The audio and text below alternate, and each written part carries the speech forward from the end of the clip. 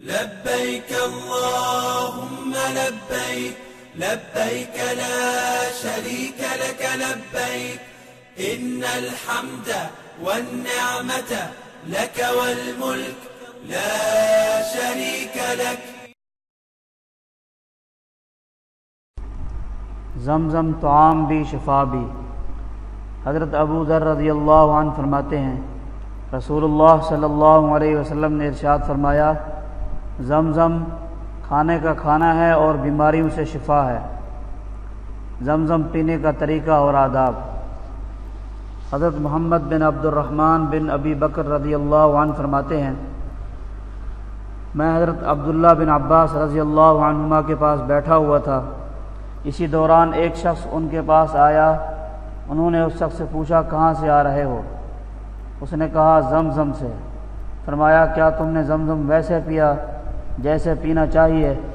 اس نے پوچھا کیسے پینا چاہیے؟ فرمایا جب زمزم پینا ہو تو اپنا رخ قبلہ کی طرف کر لو، بسم اللہ پڑھو اور پھر 3 سانس میں پیو اور اتنا پیو کہ پسلیاں تن جائیں. پھر پینے کے بعد اللہ تعالیٰ کی حمد بیان کرو. بے شک نبی کریم صلی اللہ علیہ وسلم نے فرمایا ہمارے اور منافقین کے درمیان پہچان کی علامت اور نشانی یہ ہے کہ منافقین اتنا پیٹ بھر زمزم نہیں پیتے کہ پسلیاں تن جائیں. روضہ اطہر پر حاضری حصول شفاعت کا ذریعہ. حضرت عبداللہ بن عمر رضی اللہ عنہما فرماتے ہیں نبی اکرم صلی اللہ علیہ وسلم نے ارشاد فرمایا جو شخص میرے پاس خالص میری زیارت کے لیے آیا، میری زیارت کے سوا اس کا اور کوئی کام اور مقصد نہیں تھا، تو قیامت کے دن اس کی سفارش کرنا مجھ پر لازم ہو گیا. یعنی حج کے بعد روضہ اطہر کی حاضری سے یہ فضیلت حاصل ہوتی ہے. مسجد نبوی کی ایک نماز.